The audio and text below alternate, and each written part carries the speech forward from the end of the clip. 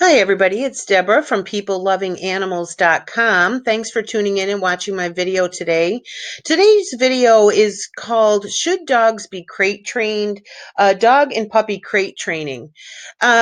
I just want to tell you quickly, we are on my website, peoplelovinganimals.com. This is an article called Should Dogs Be Crate Trained? Dog and Puppy Crate Training. I'm going to give you the link to this article in the description box for this video. So I'm going to use this article kind of as our template or as our guide for today's video so I can cover everything. But you will have the link in the description box to go ahead and click into this article if you want. You can read the whole article. You can click on all the links and you can or you can listen to the video and then read the article later, whatever you'd like. Or if I go over something too quickly during this video, like I said, you can go to this article and you can read this article. Now, listen, in today's video, we're going to do several things. We're going to talk about whether or not dogs and puppies should be crate trained, uh, reasons for, reasons against. We're going to talk about what kind of crate you should buy. We're going to do step-by-step instructions for crate training. Okay, this is going to be a thorough video with step-by-step instructions on how to do crate training. And I'm also going to give you a resource for videos from a professional dog trainer that teach you step by step how to do dog training. I'm gonna show you that in this video. And I'm going to also, there'll be a link in the description box for this video for that training with the professional dog trainer about crate training, especially for puppies. And then at the end of the video, we're going to do some cautions, do's and don'ts, and some of the dangers that can be associated with crates for dogs. So stick with me. It's going to be a thorough video, and I hope that you walk away with lots of help and information. First, the theory behind crate training is that dogs are considered a den animal. They like to have their own place. It's kind of their natural instinct to have their own place to nap, to have quiet time, to hide from a thunderstorm, a place to feel safe and secure. And just by instinct, dogs tend to kind of like that. Okay, so that's kind of the theory behind crate training. Some of the benefits of crate training, the most common use for crate training is for potty training puppies. Dogs instinctively don't like to soil their dens, okay? So that it can be really helpful when you're trying to housebreak a puppy. If they're in their crate, they generally instinctively don't want to pee where they're sleeping, okay? So that's how crate training is most common, and it's how it's most helpful. Also, if you're training a puppy, you don't want the puppy to have full access to the house. They don't know what they're doing. They chew on things, they get into things. So crate training can be really helpful if you have a new puppy, for that reason. The other benefit of crate training is to give your dog a place to hide if they're skittish when people come over, that sort of thing. Also, it's a place for you to put your dog, for example, if the plumber's coming over, that sort of thing. Also, a crate is a good place for a dog to sleep. It's a place where you can put their crate so they're sleeping where you want them to sleep. And it's a safe place for them. It's their own little bedroom that they go to sleep at night. And it's good for everybody, for the dog to be sleeping in their crate. And they don't necessarily have to be locked in the crate. It's just a place for them to be and sleep and hide and take naps and so forth. How to make your crate pleasant for your dog. I hate to see a dog laying on the hard bottom of a crate. I wouldn't want to lay on a hard plastic thing, so you should put a nice cushion on the bottom. They do make like those more flat dog beds that you can get one that's the perfect size for your dog's crate. So it creates a cushion and a nice bed for him to sleep on. It's also nice to have a toy inside the crate for your dog, but you just have to make sure that it's a safe toy. Not something, for example, they're going to choke on or something if they have in their crate. Here's how to select the right crate. Crates come in different sizes and styles, and we're going to talk a little bit more about the fact, for example, that the crate should be big enough for your dog to turn around in and to also lay down in. They should be able to stand up in it. and they should be able to turn around in it, and they should be able to lay out in it comfortably. We're going to talk about that a little bit more. But here's some crates that you can buy in the article. When you click in here, you're going to see there's links for this. I'm going to give you links to purchase these. And most of them I think are Amazon links, so they're going to be the best prices. This is what's called a flight kennel. This would be if you're traveling with your dog, or these are appropriate if you just have a little dog. This metal one here, this is the most commonly used crate because they're inexpensive. They're easy to assemble. They have a nice big flat bottom, so like I said, you can get a nice cushy bed to put at the bottom of this crate. They can see out of it. And so this is the most common crate, and you can get these in a variety of sizes. So these are nice because you can get just the right size for your dog. You can also get a fabric or collapsible crate with a rigid frame like this one.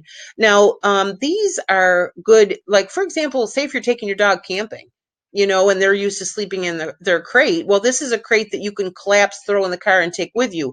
These metal ones, these can be collapsed and taken with you, but it's harder.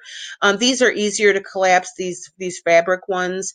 And, they're easier, like say, for example, if your dog likes to be in the crate in the living room or the family room at night with the family, and he likes to sleep in his crate. And I'm not talking about the dog being locked in there. If you're at home, your dog should not have to be locked in the crate. Okay. I'm talking about like they're just relaxing with the family and they prefer to lay in their crate. Then this is a nice one. If you also then like to take this crate upstairs when you all go to bed, you can easily carry this upstairs. So this is a good one if you like to move your dog's crate around. You can also get a collapsible metal pen like this one. This is nice because you can put it anywhere. These are great for puppies. You can put a toy in there. It kind of keeps them occupied. It's kind of like a playpen for a baby.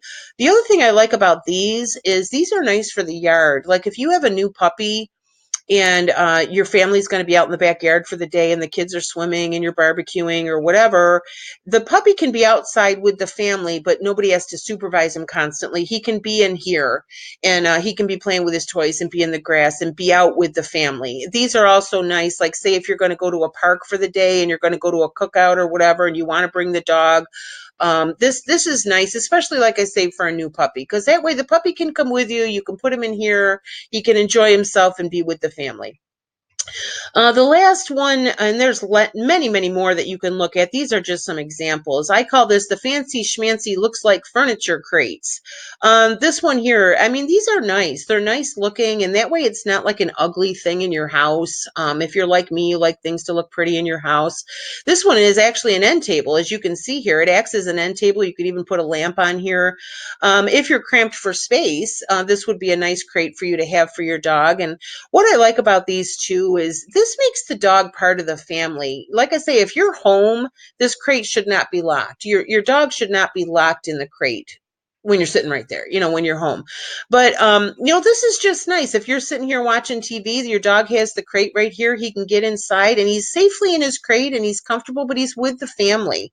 I can't stress it enough how much your dog wants to be with you. He wants to be with you. He wants to be with the family. Dogs are social animals. Yeah, they like to go lay down in their crate and have peace and quiet, but they want to be with you. They want to be in the same room as you. Okay. So I like the idea of this one for that reason, because it kind of becomes part of your living room furniture, or in your bedroom. This could be next to your bed and that's where your dog sleeps at night. And it also acts as your nightstand, so they're pretty practical.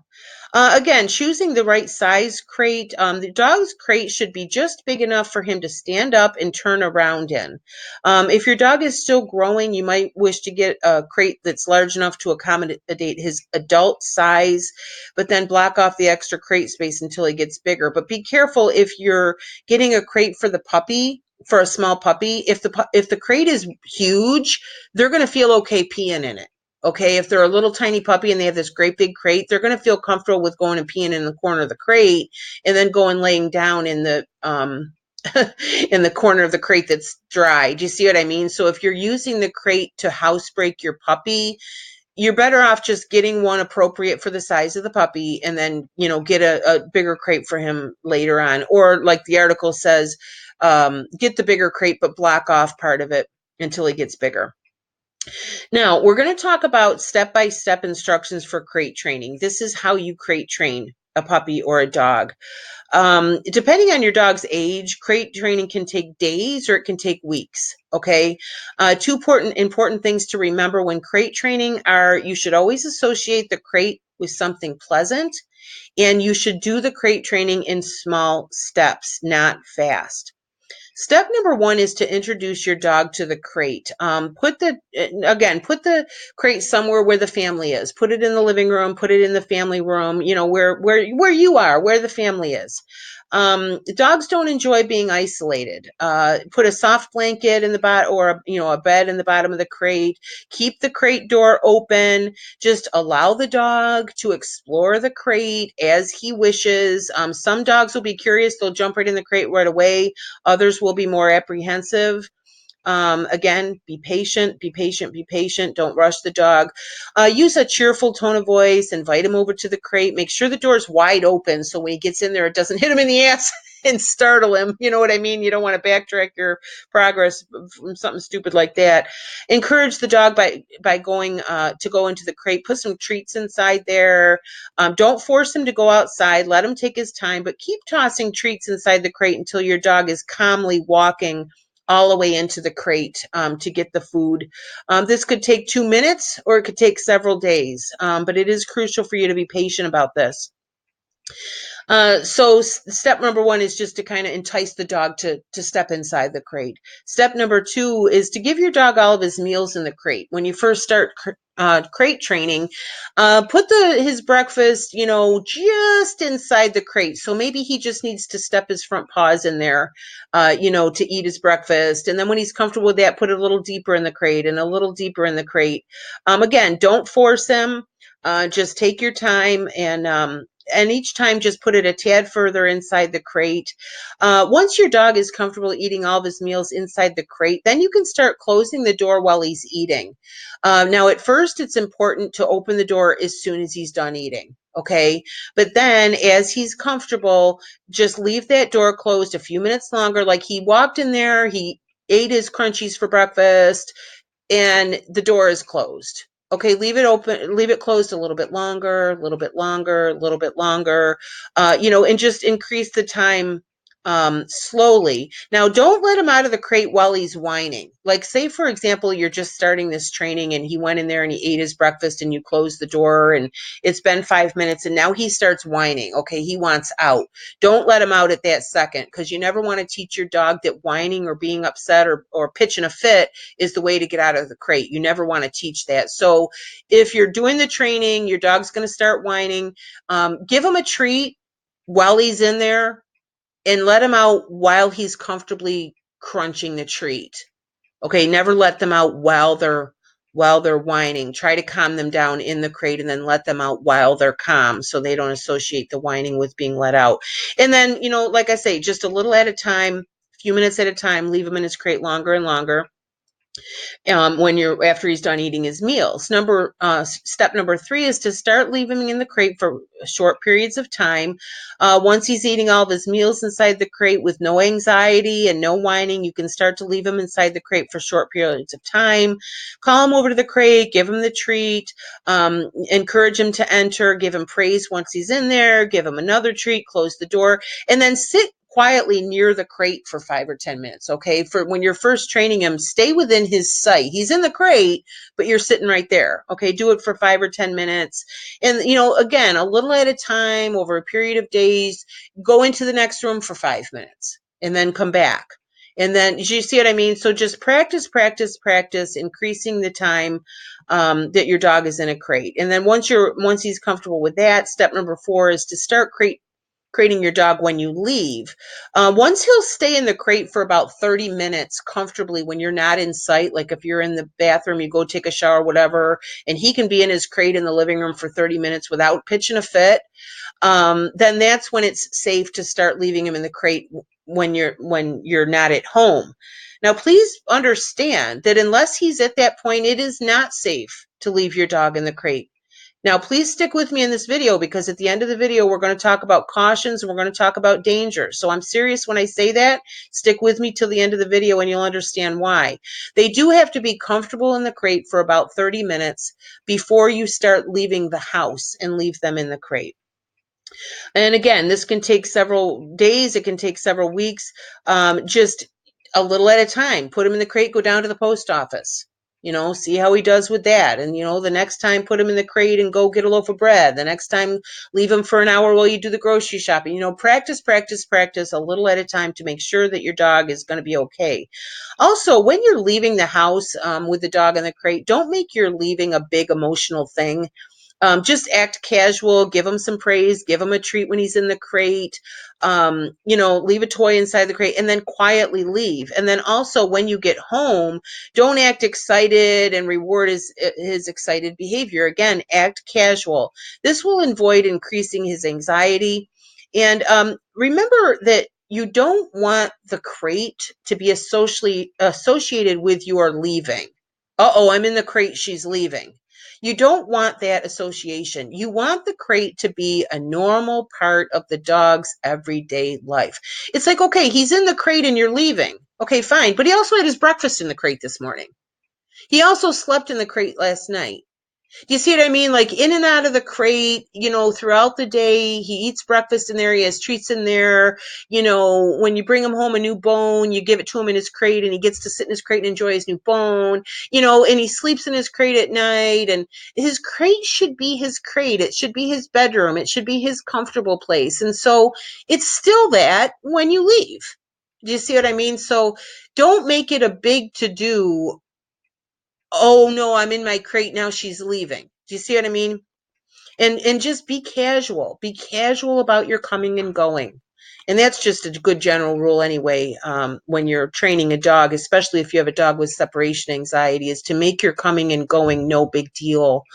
It's really important for dogs. And then step 5 is creating your dog at night. If you want to teach your dog to be in the crate at night, use the same procedures that we've done here. Direct your dog to the crate, give him a treat once he's in there.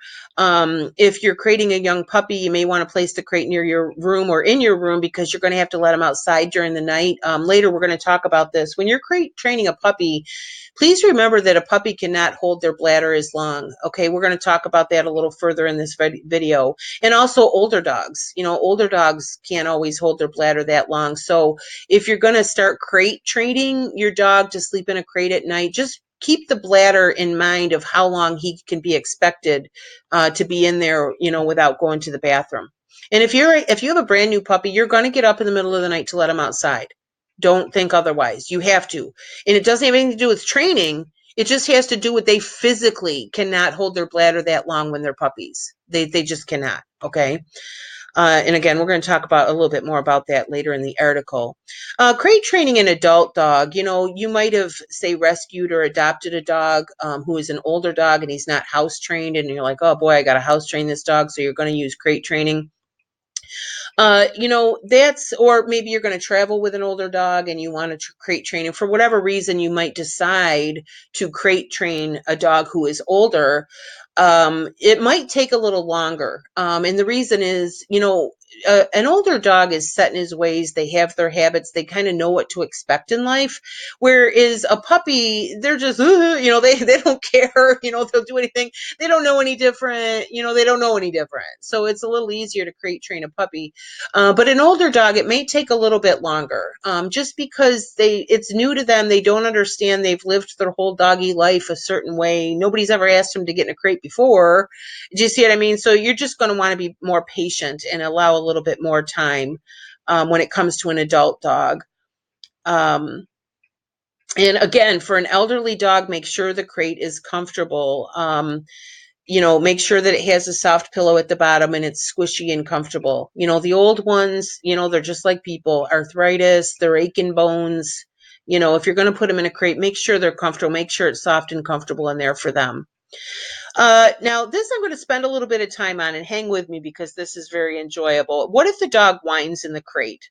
All right, let me take time out to tell you about this. There is a dog training website called the Online Dog Trainer, and it's run by a professional dog trainer and behavioral specialist named Doggy Dan. All right. In this online dog trainer website, Doggy Dan has an entire puppy training video series called Project Moses. This is Moses, this little beagle. He's the cutest little thing. This puppy training, even if you don't have a puppy, go and watch the training because it's just absolutely adorable to watch this puppy and all his shenanigans, like my mother would say. Anyway, during the video training with Moses, Doggy Dan does a whole video on crate training your puppy. And that's why I said in the beginning of this video, I'm going to give you a link to that online dog trainer website so that you can go to that website and you can get this video training, crate training your puppy from Doggy Dan. He's a professional dog trainer, behavioral specialist, and he has videos on crate training, and he also has an entire puppy training video series called Project Moses. So, like I said, I'm going to give you a link to that. Now, if you click into this article that I'm giving you the link to, you're going to be able to watch this video, and it's absolutely hilarious. Here's Moses, and he's just the cutest thing. Here he is in his crate.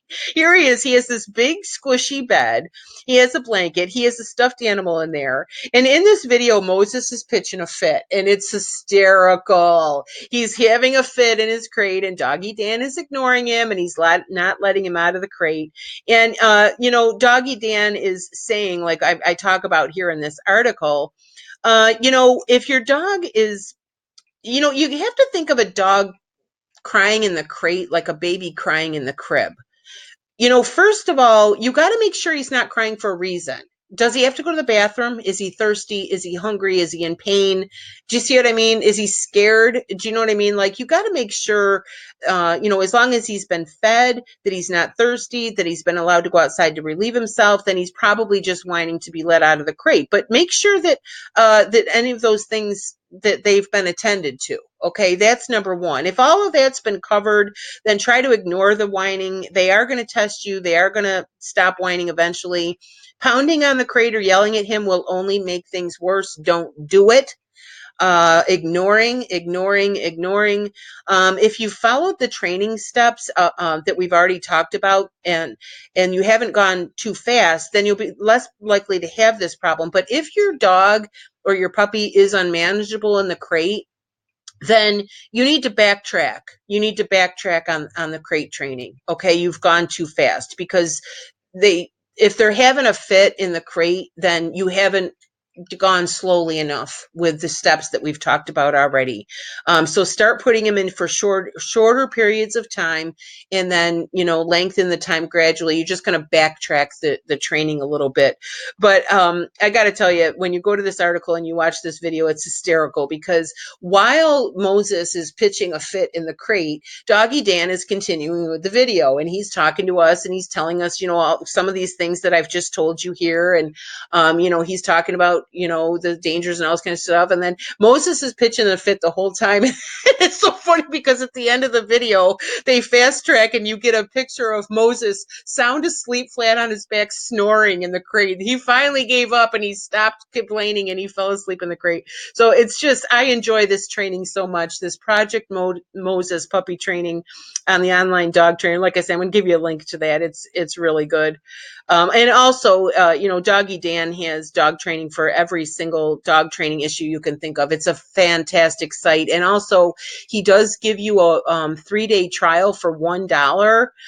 You pay $1, and then you can have access to every video on the site for 3 whole days. So if you do want to check out that Project Moses training, or any training, if, dog biting, teaching your dog to walk on the leash, dog aggression, housebreaking, anything, you can have 3 whole days to go in there and watch as many videos as you want by Doggy Dan on how to address those issues.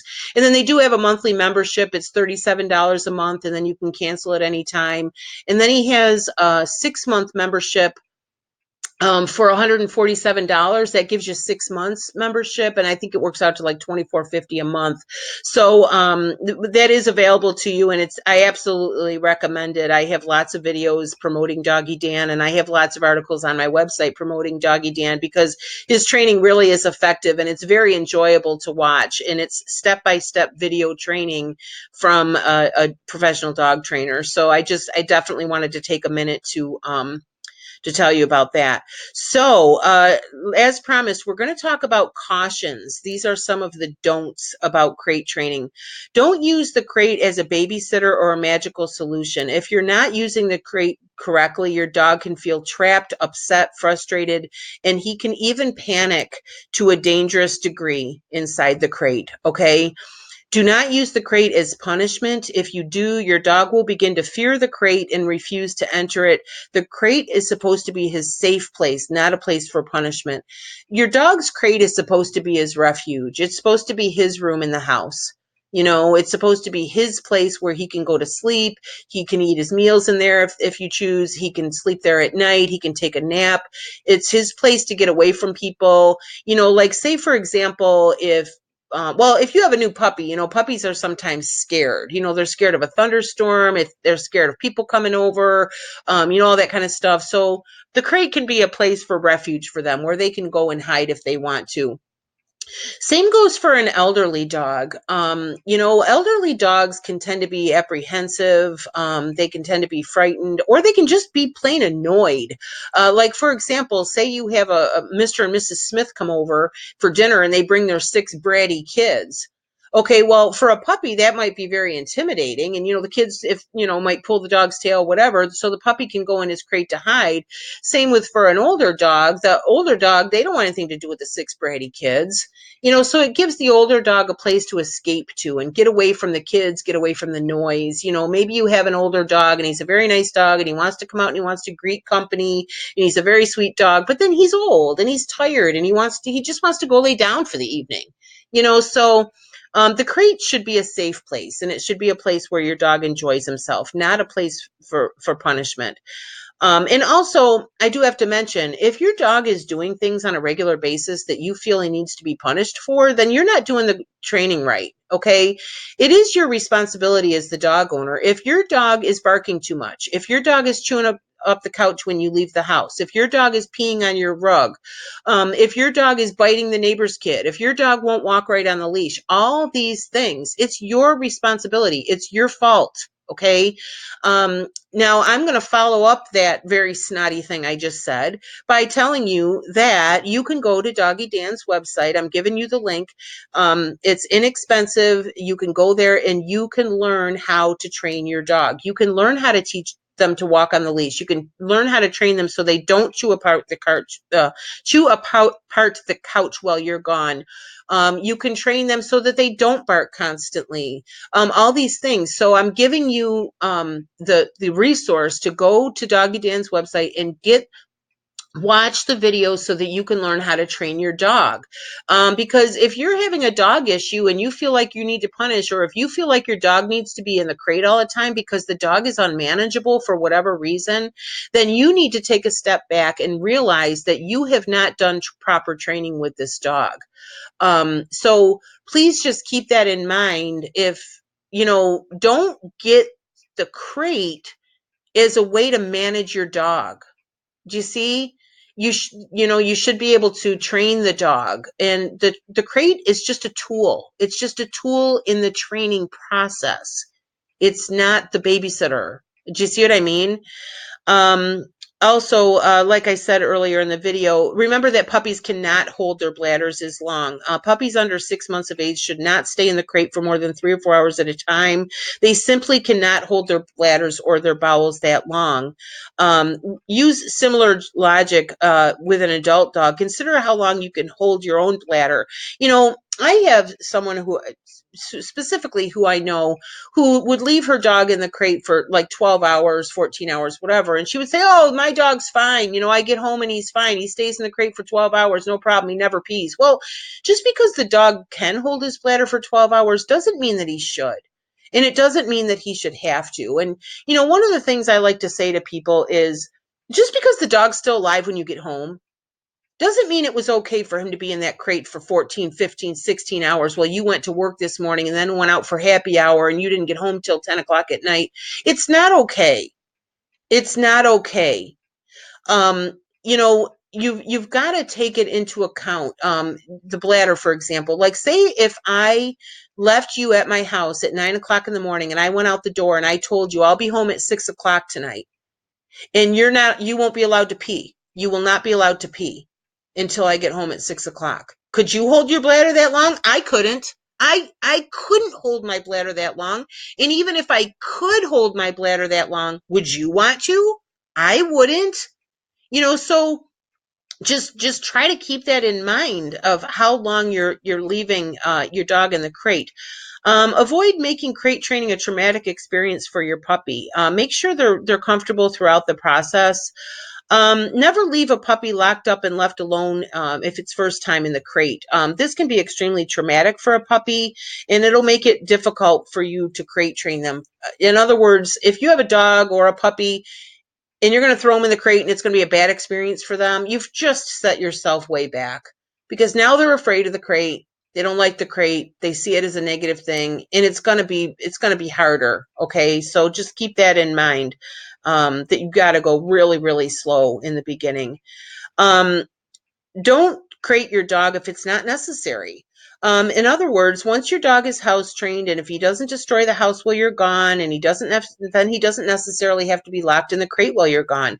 Keep his crate for his use and his comfort, but you can give him free run of the house once his behavior is appropriate. Again, the crate should not be where your dog lives. The crate should not be where your dog lives. The crate is a tool.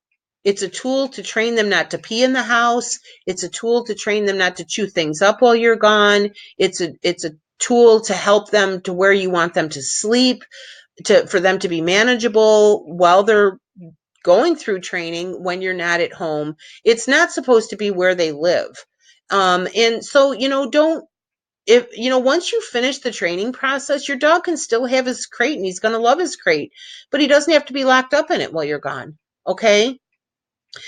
So once use the crate for training, but then after that, like I said, it shouldn't be where the dog lives. It shouldn't be. Now, if you want to lock your dog in there because the plumber is there and you don't want him bothering the plumber, then fine.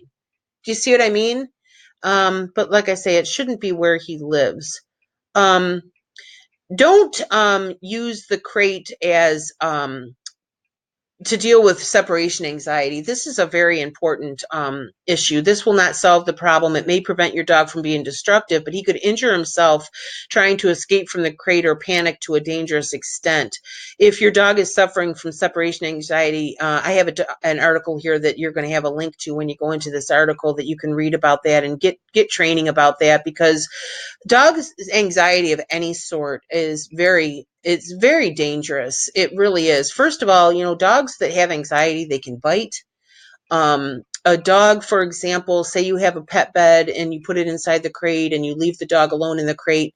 You come back and the bed is shredded. All right, now I'm a person, I don't give a shit about the bed. I don't care about the money I spent on the bed. What I care about is the dog. If the dog was in that state where he would actually rip that bed to shreds, that means he was in a highly, highly anxious, fearful state. And that's cruel. The dog should never have been put in a position where he was in that state. Okay. Also, it can be dangerous. The dog can swallow the fabric of the blanket or the bed or the toy that he's chewing up. He can swallow the foam. It can be very dangerous. It can be toxic. It's very dangerous. And, also, like, they can literally injure themselves. They can tear their little toenails out. They can tear their teeth out, literally, trying to escape from a crate if their anxiety level reaches that extent. Also, an elderly dog, if an elderly dog is put inside a crate and they reach that level of anxiety, they could go into cardiac arrest. Okay, so it's very serious, not only the separation anxiety or the anxiety, but crate training in general. You have to take it seriously. When you take an animal and you lock him inside a cage, it can become a dangerous situation for that animal. Okay. So please just take it seriously and follow the steps for crate training and go to Doggy Dan's website. Don't just take my tips here from this article. Go to Doggy Dan's website, watch the videos about crate training, and get the professional advice. And it'll pay off. It'll pay off. All the dog training that you do is going to pay off because it's going to make for a more enjoyable life for you and for your dog. And the two of you can live happily ever after, right? So as far as crate training, patience and consistency is key. Take your time, lots of practice. Let your dog take his time and learn that his crate can be a safe, enjoyable place and not a prison. If you do the crate training correctly, it's going to be a safe place for your dog. So a couple of things I want to tell you before we leave. First of all, we are on my website, peoplelovinganimals.com. On my website, I have lots of articles. You'll see here: cat training, dog training, puppy training, pet care, pet health, pet supplies and medications. There's tons of resources here, tons of articles, tons of videos, all about dogs and cats. I also have a dog lover and also a cat lover email subscriber list, and I'm going to give you the link to that, to subscribe for that, in the description box of this video, where you can sign up for my email list, and every 5 or 7 days you'll get a new article or a new video from me all about dog training and the care of dogs. And like I said, if you go to the cat training section of my website, you'll see a pop-up to go ahead and sign up for the cat training or the cat care email subscriber list as well for cat lovers. Also, I am an affiliate marketer. I do make money on my website. The things that what I do is I sign up to become an affiliate for products and services that I want to recommend to people in my articles. Like, for example, in this article, I've given you several links to purchase dog crates. Well, they're Amazon links, and I get commission for that. If you go there through my links and you buy the crate, I get a commission. Okay, it's very small for Amazon, but I do get a commission.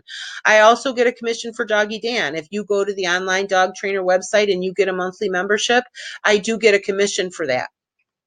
It's how I earn a living. It's how I'm able to do this for a living. It's how I'm able to have this website and do these articles and do these videos. This is my full-time job. And the fact that I make commissions is how I'm able to do it as my full-time job. And also, as I'm sorry, I'm farting around in this article. Down here in my article, you'll see I donate to animal charities. All of those commissions that I make on my website, I donate 10% of all of the commissions that I earn on this website to animal charities.